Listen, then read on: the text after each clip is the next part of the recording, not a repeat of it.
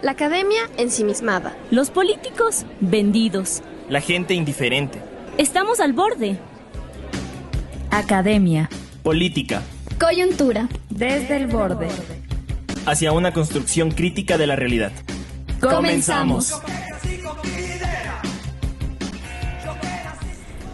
Muy buenos días, queridos oyentes. Están sintonizando Desde el Borde, el espacio donde exploramos los temas más relevantes y profundos de la coyuntura académica y social. ¿Han sentido esa ausencia de algo esencial para sus actividades cotidianas? Pues la verdad, yo sí. Soy Exeli y en el programa de hoy hablaremos sobre la crisis energética que está afectando actualmente a todo nuestro país. Pero antes de empezar, vamos con el tema que nos han traído nuestros compañeros de Vox Populi, los cuales han recogido algunas perspectivas de nuestra comunidad universitaria para avivar más el tema de debate. Vamos con esta nota. Bienvenidos, queridos oyentes de Vox Populi. Nos alegra tenerlos en una nueva edición de este segmento, donde nuestras cámaras y micrófonos salen de la academia en búsqueda de la opinión popular. En esta ocasión, nos enfocamos en un tema crítico y urgente, la crisis energética en Ecuador. ¿Cómo están viviendo los estudiantes y trabajadores esta crisis energética? Esta pregunta será respondida desde varios criterios a continuación. ¡Comencemos! ¿Qué opinas sobre la crisis energética en Ecuador? ¿De qué manera la falta de energía ha impactado en tu vida cotidiana? Creo que como estudiante la luz nos afecta, que hemos dado un paso atrás en la manera de estudio, porque ya los profesores como que se limitan ya solo a explicar, o que no se ven, porque antes trabajaba con diapositivas o cosas más dinámicas y ahorita se ha limitado eso. Y también en el ámbito de seguridad, porque se sale de noche, la universidad es muy insegura, y aparte que no tenemos cuando se llega a la casa no hay luz, y entonces nos chocan el ámbito de los deberes o actividades extracurriculares que se tienen. O sea, a mí se me ha complicado mucho como yo estoy en una carrera de social y es más de lecturas. Hay veces que como los libros son digitales, yo llego a mi casa y no hay luz, y vengo acá no hay luz, en la América no hay luz. O sea, a mí me chocan los horarios. Yo casi 12 horas no tengo luz. Bueno, a mí me ha afectado el tema de los cortes de luz, en el tema de que yo tengo una compu de escritorio y sin luz no se prende. Entonces, por ejemplo, para hacer ensayos o consultar deberes, prácticamente no puedo hacerlo porque mi compu es de escritorio y funciona obviamente conectada directamente a la luz, no tiene ningún tipo de batería externa. Y otro tema en el que me ha afectado es el tránsito hasta acá a la universidad, porque como no hay semáforos, el tráfico del norte de Quito es bastante grave, y entonces yo me hago de aquí a mi casa, de lo que me hacía 40 minutos me llego a hacer 1 hora y media o 1 hora y 20. Bueno, a mí me ha afectado igualmente para los estudios, porque se me dificulta imprimir mis textos debido a que esta carrera de sociología te hace leer bastante, y los textos muchas veces no los puedo imprimir, y a veces para consultar palabras que no entiendo, cosas que no entiendo del texto, muchas veces no tengo luz y ya tengo que venir a clases, y a veces vengo con un poco de entendimiento sobre el texto porque no pude hacer esa consulta. Y otra parte que igual me está afectando es que a veces cambian los horarios y pues está afectando mi forma de dormir, porque a veces tengo cortes en la mañana y ya cuando el cuerpo ve que ya está medio oscuro, ya como que se empieza a dormir, o sea, ya empieza a dar sueñito, y a veces ya tengo cosas que hacer, y ya cuando regresa la luz es muy de noche y estoy muy cansado para realizar mis tareas. Bueno, yo creo que una de las cosas importantes es que, bueno, a mí en mi caso a mí no me cortan la luz, pero al rato de venir aquí en la U sí es un problema, porque a veces también salimos en la noche y es un poco inseguro aquí porque, o sea, afecta demasiado, entonces robos y cosas así, entonces vivimos a veces con ese temor de que nos roben y cosas así, entonces, ¿no? Buenas tardes. Esto acerca de los cortes de luz a mí me ha afectado en mi vida personal y en mi vida de mi negocio.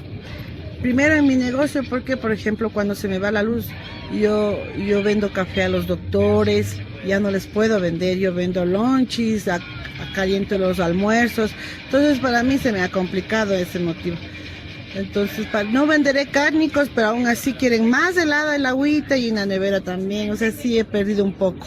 Y acerca de mi vida personal, en mi hogar, ni me hagan acuerdo porque A las 3 de la mañana hasta las 6 yo me levanto a las 4:30 de la mañana a cocinar, pero como tengo cocina de inducción, me afecta, tengo que traer licuado el ají. Entonces créanme que es bien complicado para mí ahorita. El horario que a mí me tocó en esta semana, en esta vez de 3 de la mañana a 6 de la mañana, para mí es fatal. Gracias por acompañarnos en esta edición especial de Vox Populi. Continuaremos explorando temas que importan a nuestra sociedad y dando voz a la comunidad universitaria. Hasta la próxima. Históricamente, el Ecuador ha sido un país que busca medios autosostenibles para tener su propio abastecimiento de energía eléctrica. En 1961 se crea el primer instituto encargado de la planificación y gestión estratégica de la electricidad dentro de nuestro país. Sin embargo, desde el gobierno de Rafael Correa hasta el actual mandato de Daniel Noboa, el abordaje a este tema ha sido muy ambivalente por cada uno de los mandatarios, resultando en la actual urgencia renovada para equilibrar la demanda energética con los compromisos de sostenibilidad y eficiencia. La crisis energética presenta un agravante a los derechos humanos fundamentales que gozamos todos, todas y todes, como son la educación, el trabajo, la salud, la recreación. Sin energía eléctrica, los niveles de impotencia masiva se han disparado a desencadenar en individuos tensos con incertidumbre a que les deparen su día sin un servicio eficaz y eficiente de luz eléctrica. Para ampliar el panorama actual de la crisis, contamos con Juan Pablo Hidalgo, con el que detallaremos a más profundidad este tema. Buenas tardes, sean bienvenidos a todos los espectadores de este programa de Desde el Borde. Esta vez hablaremos sobre la crisis energética que el país está atravesando. Históricamente, el Ecuador ha sido un país que ha pasado por cambios de extremos en cuanto al abastecimiento de energía. Ha habido periodos de mucha sequía, o sea, de que no existe que no existe energía en el país para abastecerlo, y otras veces que se ha logrado tener tanta energía que se puede vender al exterior. En 1961 se crea el primer instituto encargado de esta planificación de energía en nuestro país. Ahora, como poniéndonos un poco más en contexto en lo que está sucediendo, vemos que en el actual liderazgo de Daniel Noboa ha habido grandes problemas, y haciendo esto como en contraste histórico con lo más reciente, que es el anterior gobierno, donde se vio una mirada así al abastecimiento energético totalmente diferente a lo que se está viendo ahora, donde no se ve como un impulso hacia construir centrales que nos abastezcan de nuestra propia energía. Entonces, para este panorama actual, vamos a ampliarlo con nuestro invitado, Juan Pablo Hidalgo. Bienvenido. Vamos a detallar más profundo en el tema. Una pequeña introducción sobre Juan Pablo es que Juan Pablo es un ingeniero agrónomo graduado de la Universidad Central. Es PhD de Ecología Política por la Universidad de Ámsterdam y tiene más de 15 años de experiencia en el estudio y la gestión del sector hídrico del país. Actualmente, Juan Pablo es parte de la Alianza Internacional sobre Justicia Hídrica del Foro de Recursos Hídricos del Ecuador, y es cofundador del Observatorio Politécnico del Agua, que tiene su base en la Escuela Politécnica de Chimborazo. Actualmente Juan Pablo es docente e investigador de la Universidad de Wageningen de los Países Bajos y docente del doctorado de Gestión Sustentable del Agua en la Universidad Central del Ecuador. Bienvenido, Juan Pablo. Como para introducirnos en este programa, quisiera, por favor, si nos puede ayudar dándonos una perspectiva histórica de cómo ha sido el cambio de la matriz energética en el Ecuador, cómo ha cambiado cómo se produce energía aquí, cuáles han sido las fuentes de abastecimiento, cómo se ha abastecido la población durante la historia republicana del Ecuador. Gracias, Hugo. Gracias a todos los que hacen esta radio desde el borde. Para mí es un gusto estar acá. Sí, justamente la pregunta que haces es muy pertinente. Porque tenemos que mirar a la historia justamente para poder entender lo que está pasando ahora en la actualidad sobre la crisis energética, ¿no? Porque uno de los elementos que desde mi punto de vista merecen un análisis más profundo es que ahora desde el oficialismo se está atribuyendo mucho a que esta crisis es casi únicamente por la sequía, que obedece a efectos del cambio climático que sin duda existe y sin duda está afectando en todas partes del mundo, pero en el Ecuador y la crisis energética en particular que está sufriendo ahora el país, tiene otros elementos que es importante tomarlos en cuenta. Y para esto el tema histórico es importante. Así un recuento muy, muy rápido sobre el tema histórico es que eh, ahora existe una matriz energética que es un sistema interconectado que tiene varias plantas de producción eléctrica, por ponerlo sencillo. Tiene sector hidroeléctrico, es decir, se produce con la fuerza hidráulica, con la energía hidráulica, otro sector termoeléctrico y un chiquito que es el de energías alternativas, ¿no? Que es, por ejemplo, la eólica, casi no existente o no existente, más bien la solar.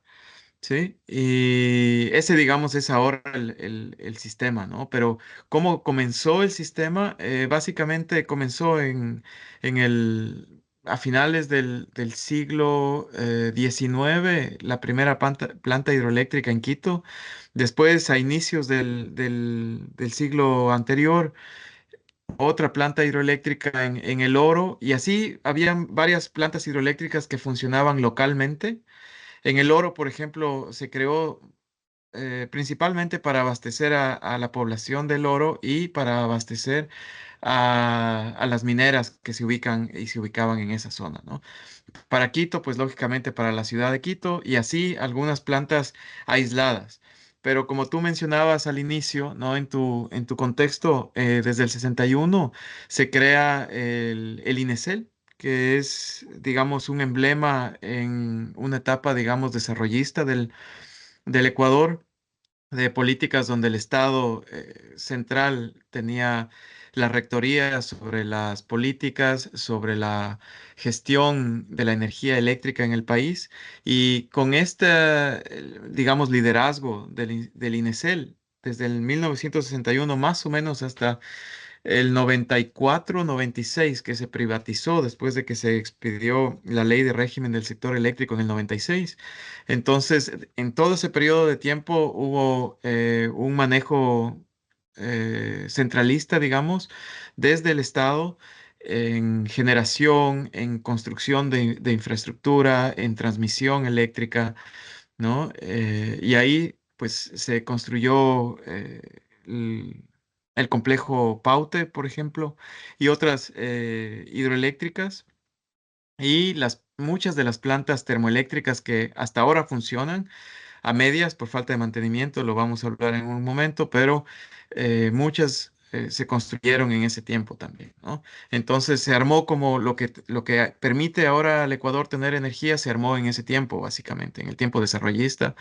Y se hizo en lugar de un sistema dividido, como mencionaba que había antes, o aislado, se hizo un sistema interconectado. Es decir, todas las plantas termoeléctricas e hidroeléctricas funcionaban en función de los requerimientos de un sistema que estaba interconectado en todo el país, ¿no?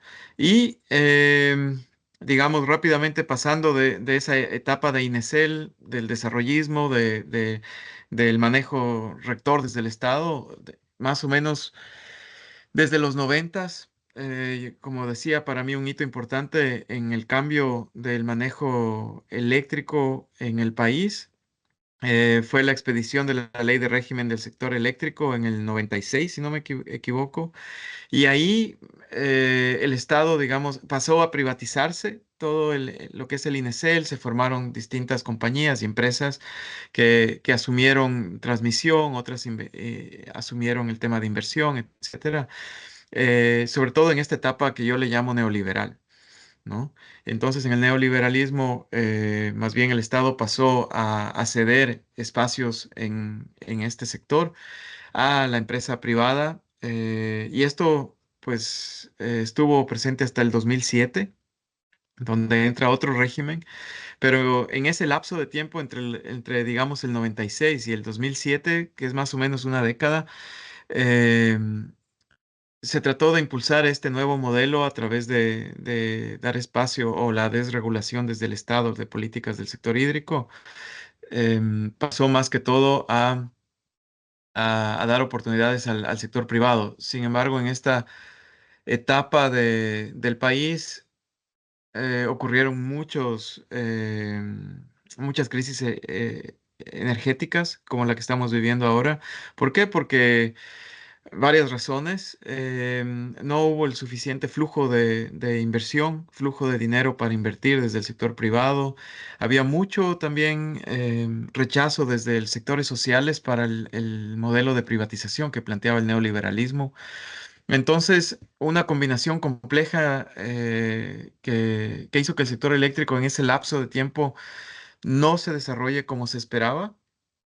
Es decir, este paradigma de ceder el sector privado a manejar las riendas de la energía en el país no tuvo sus resultados. Hubo muchas crisis energéticas por causa de sequía y por causa de falta de inversión, porque la demanda seguía creciendo y la inversión en infraestructura, en nueva infraestructura, en capacidad instalada no estaba.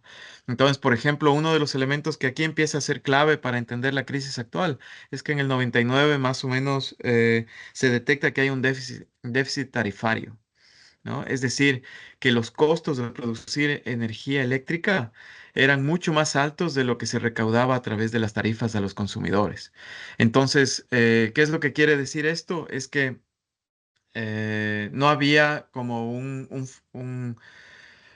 a través de la recolección de tarifas, no había un flujo de dinero que se pueda invertir o reinvertir nuevamente, sea en mantenimiento o sea en nueva infraestructura eléctrica en el país, ¿no? Entonces ahí comenzó un elemento que me parece que es importante y que viene acarreándose desde esa época hasta la actualidad. Entonces el Estado tenía que asumir, o el sector privado o público, o alianzas público-privadas tenían que asumir o con fondos propios privados o de inversión o de multilaterales, o tenía que asumir el Estado desde su propio presupuesto con endeudamiento la inversión en el sector eléctrico, lo cual se ha dado muy marginalmente. Entonces, por ejemplo, por dar un dato, el costo de la electricidad en ese tiempo, cuando menciono en el 99, era 44% menor a la tarifa real.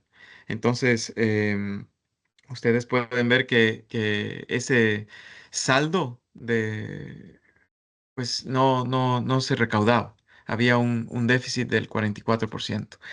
Una Y pregunta claro. justo en esta parte, porque ahora con Novada estamos hablando, inclusive hay varios candidatos a la presidencia que están hablando sobre otorgar mayores vías de acceso al mercado de la energía a las empresas privadas. Entonces, como esta época que me hablas, hay personas que quieren volver a repetirla, pero justamente me dices que hubo un problema con la recaudación tarifaria. Este problema de la recaudación tarifaria, más o menos, ¿a qué se debería? Porque igual como justo nos quieren proponer lo mismo que ya pasó, ya lo hicieron en el pasado, pero no sirvió, como que ¿por qué no sirvió? ¿Cuáles serían los motivos para no?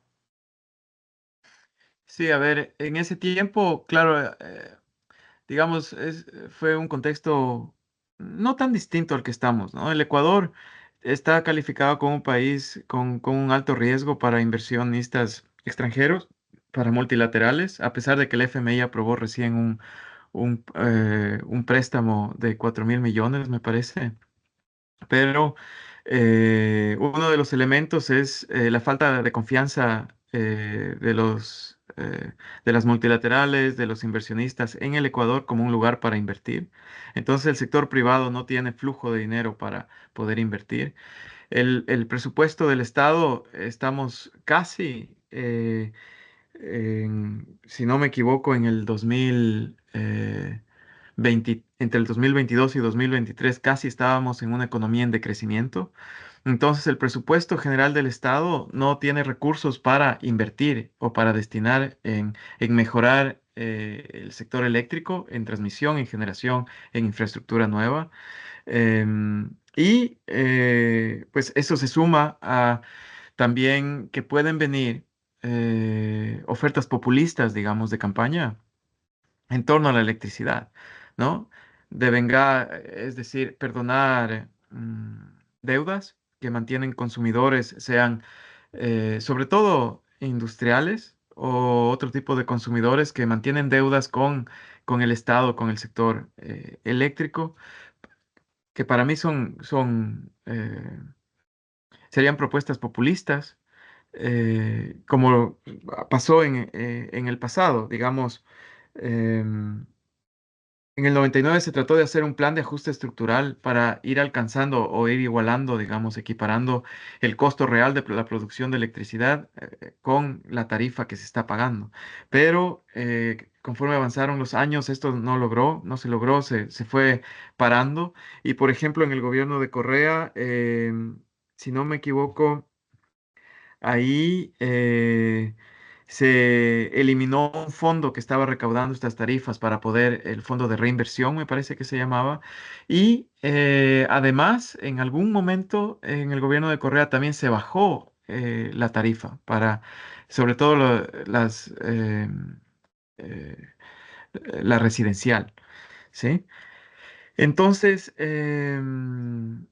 sí, y la comercial. Entonces ahí, digamos, este ajuste de tarifario no se logró, se paró.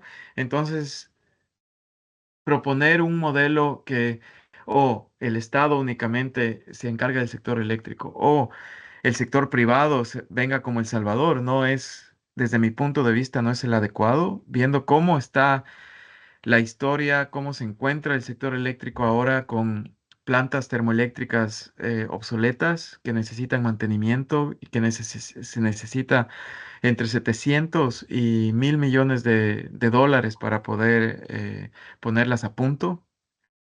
Y conociendo que el sector hidroeléctrico, que ahora es más o menos o genera la mitad de la energía eléctrica que consumimos en el país, pues está en riesgo por elementos como efectos del cambio climático, como la sequía. Entonces, digamos, toda esta eh, conjugación de elementos que acabo de mencionar, tanto de política interna como cómo se ve al Ecuador afuera y cómo se está moviendo el tema climático. Entonces, yo creo que proponer una privatización del sector sería parar. Me temo que pararía aún más la inversión, pararía más la generación y las capacidades de transmisión, de mejorar en sí integralmente el sector eléctrico y nos llevaría a crisis mucho más graves. Bueno, no sé qué más grave puede haber ahora, casi con 14 horas Claro. sin energía eléctrica en todo el país. Entonces, yo creo que sería un desatino apostar completamente por la privatización. ¿Sí? Pregunta, ahora justo que me estaba hablando de esa matriz de energía eléctrica que son las hidroeléctricas y que creo que al menos desde mi recordar, desde mi infancia, es como que lo que más se ha hablado de nuestra forma de producción de energía, porque en el correísmo nos metieron mucho eso de que van a crear una hidroeléctrica aquí, otra acá, otra acá. Yo soy de Santo Domingo y hay una como a menos de una hora y lo que sucede que tras pasar todo este tiempo es como cuáles realmente se construyeron, cuáles están al 100%, al 50%, cuáles funcionan, cuáles no funcionan, eso por una parte, y por otra, las que funcionaban, por qué dejaron de funcionar, por qué no se terminaron de construir. Claro, teniendo la perspectiva que han ha habido unos cambios de gobierno bastante seguidos, pero más o menos si nos puede explicar ese proceso. Ya. Bueno, sobre todo en esta etapa final, ¿no? Te hablaba un poco, yendo a la primera pregunta, te hablaba de la etapa desarrollista donde estaba el INESEL, después esa etapa de privatización que conocemos como el neoliberalismo, y después una etapa como de retorno del Estado, donde no es que el Estado volvió a su rol de planificación o intentó volver a ese rol planificador que desde mi punto de vista, tiene mucha aprobación. Sin embargo, estaba ya en una hibridación con el neoliberalismo. Es decir, no se logró estatizar completamente o monopolizar completamente como era en la etapa desarrollista, ¿no? Lo cual tampoco es lo deseable desde mi punto de vista, ¿no? Tiene que haber una conversación entre el Estado y el sector privado para que pueda haber una inversión más fluida en el sector eléctrico. Ahora, sobre la matriz energética, yo tengo datos, por ejemplo, de la dependencia energética desde el 2000. En el 2005, el Ecuador dependía en un 43% de energía térmica y más o menos un 45% de energía hidroeléctrica. Y de ahí al 2016 no cambió muchísimo. Sí se hizo una inversión importante durante el correísmo y durante la época del retorno del Estado en energía hidroeléctrica, pero la energía térmica todavía el Ecuador seguía dependiendo en más de un 30%, ¿no? Entonces, en el tope, digamos, de la construcción de hidroeléctricas y sobre todo las que se pusieron en marcha, se logró, digamos, tener una capacidad instalada del 70%, de producción del 70% de la energía que requiere el país o que requería el país, ¿no? Con una inversión en 10 años, del 2007 hasta el 2017, de cerca de 11.000 millones de dólares, ¿no? Recordemos que en ese tiempo también coincidió con el boom de las commodities, el precio del barril del petróleo, de nuestro petróleo, subió un montón, entonces se pudo hacer una inversión de esa magnitud. 11.000 millones de dólares para nuestro país es bastante. Se construyeron 14 hidroeléctricas, 9 termoeléctricas. De las 14 hidroeléctricas no conozco a ciencia cierta cuáles están funcionando a toda su capacidad, cuáles están a medias. Conocemos que Coca-Cola Sinclair pues está funcionando, pero tiene unos problemas estructurales que pues todos conocemos. Sin embargo, está generando energía, ¿no?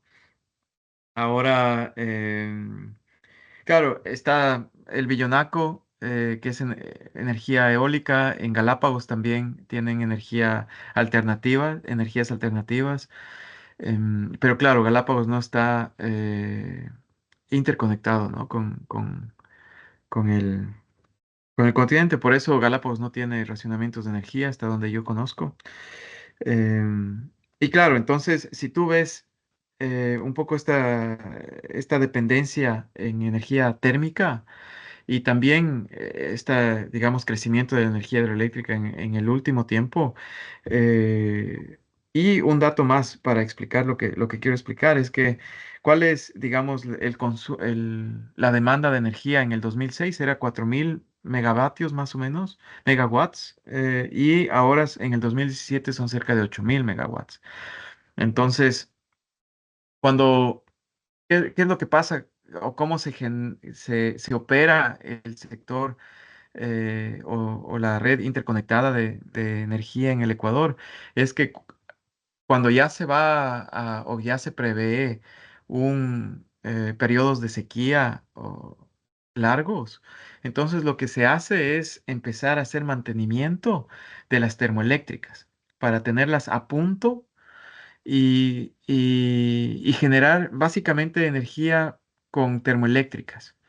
Y cuando son horas pico, ahí empezar a soltar agua para generar con las hidroeléctricas. ¿Por qué? Porque no queremos comernos o bebernos los embalses. Y eso es lo que ha pasado en este último gobierno. ¿Qué es lo que pasó? Es que la falta de mantenimiento de los anteriores gobiernos, de este gobierno, la falta de inversión en el parque termoeléctrico hizo que no funcione a tope y básicamente nos comamos el reservorio de agua que teníamos para la sequía. Y claro, dicen, ya va a llover 5 días, entonces vamos a tener otra vez energía y se soluciona. No. O sea, los que conocemos cuánto tarda en llenarse un embalse de la magnitud o del tamaño que tiene, por ejemplo, con el que funciona el complejo Paute, pues son meses de lluvia. ¿no? Es inclusive toda una temporada de lluvia en un año, que se pueda llenar y que pueda funcionar con normalidad. Ahora, claro, dicen, subió 2 metros, entonces le soltamos un poco de agua y se vacía 1 metro o baja 3, ¿no? Entonces, desde mi punto de vista, y ahora, digamos, iría más que todo a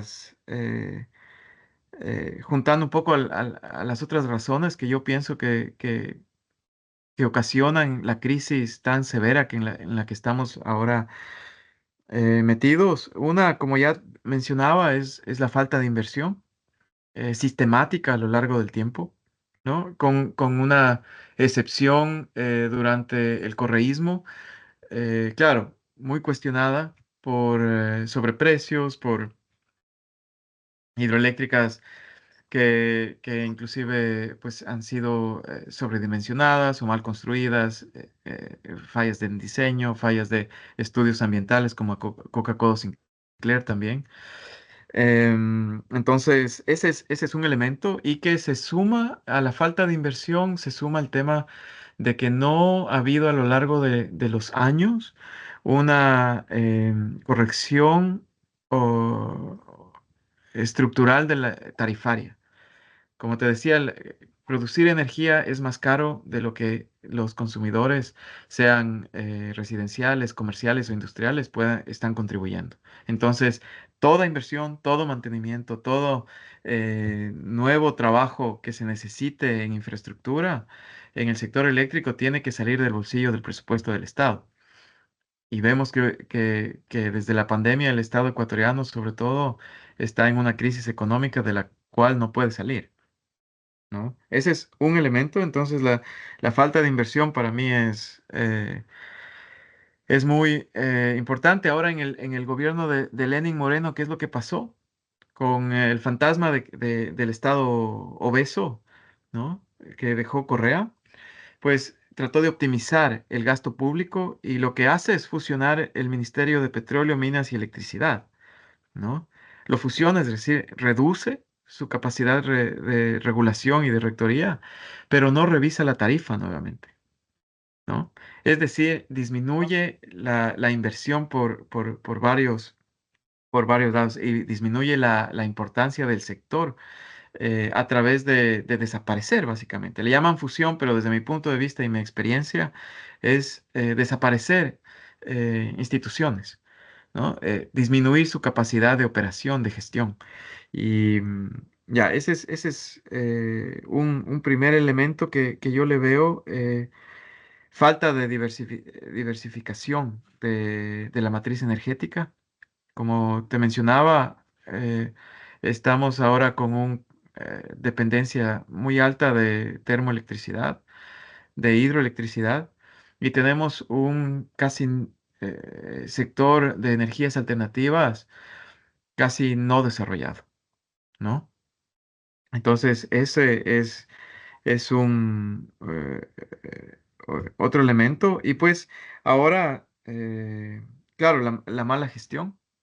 Es decir, no todo es sequía. Para mí, la inversión, ahora la mala gestión, como decía, pues hay más de 22 termoeléctricas que se construyeron desde la etapa del INESEL y que no se han hecho mantenimiento, no se han mejorado estructuralmente, no se han cambiado, no se han renovado. Y eso, pues, hace que nos hayamos comido los embalses. Y eso a más de las malas decisiones.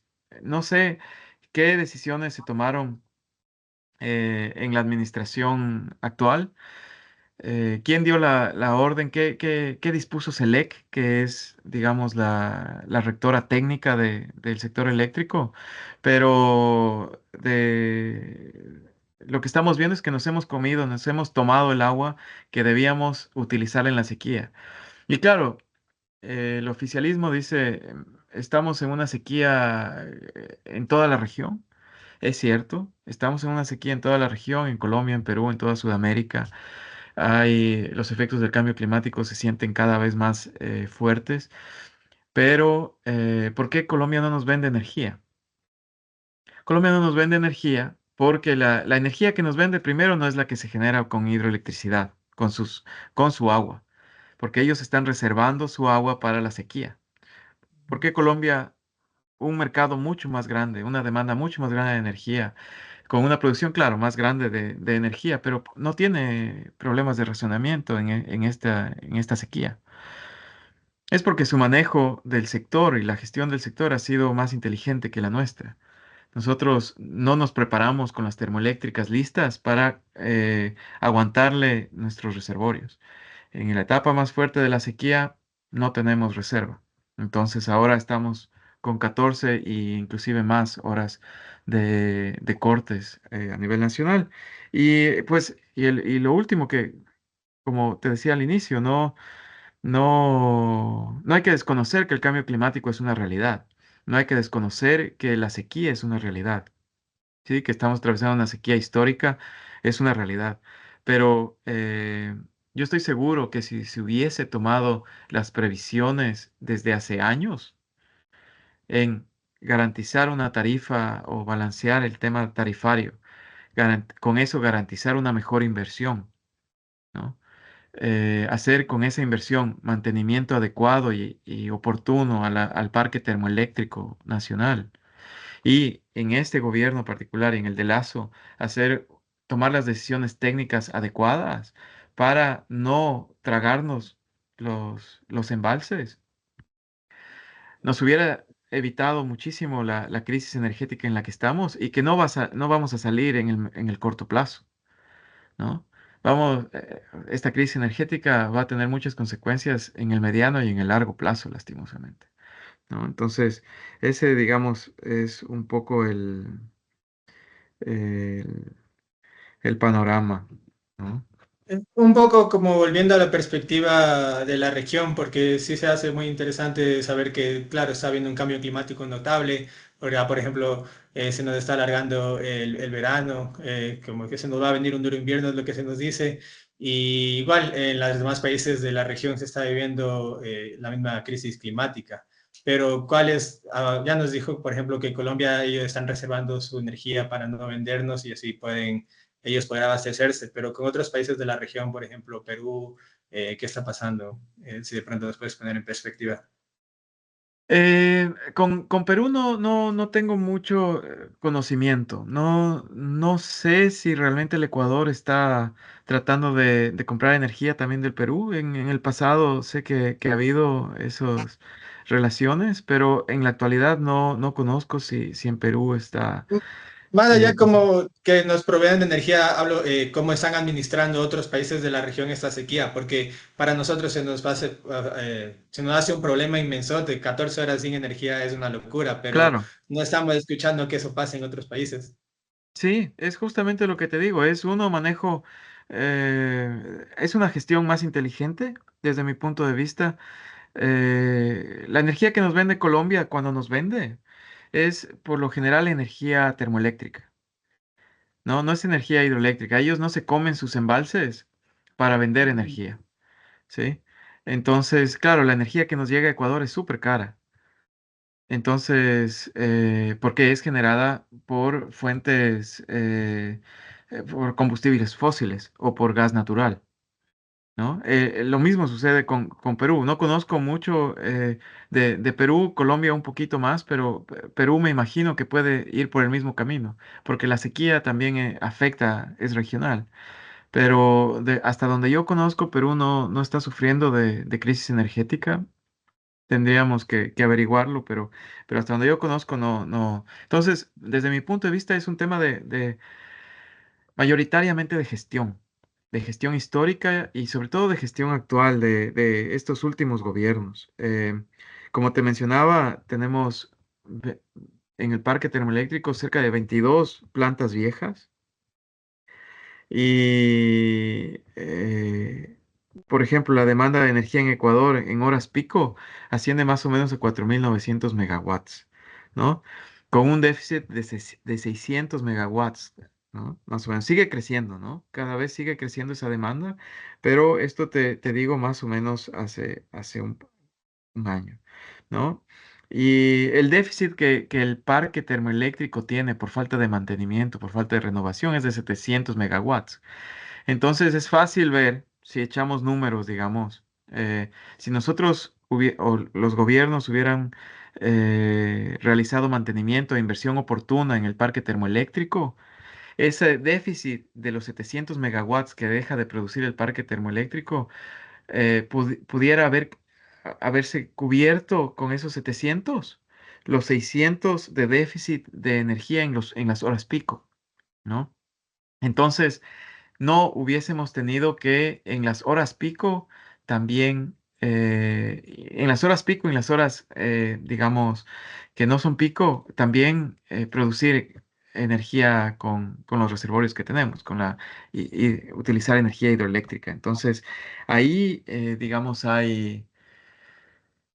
si hacemos números rapidito con estos datos que te doy, entonces vemos cómo el parque termoeléctrico debía estar listo, ¿no? Y claramente es una falla de gestión habernos comido los embalses. Cuando vemos esas tomas aéreas de embalses con la huella mojada ah, súper alta, o sea, a mí me asusta porque llenar uno de esos embalses no es de la noche a la mañana, ¿no? Por ejemplo, el Daule Peripa, cuando recién se construyó en el 89, demoró dos inviernos enteros llenarse, hasta la cota máxima, ¿no? Claro, es un embalse de 40.000 de 40.000 hectáreas, ¿no?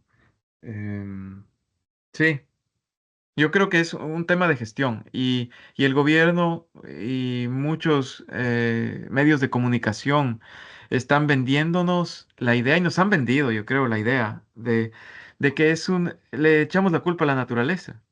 Mientras, claro, la naturaleza, pues sí, hay sequía, hay cambio climático, pero primordialmente a quien tenemos que mirar es a la mala gestión y a la negligencia del gobierno y de los gobiernos anteriores.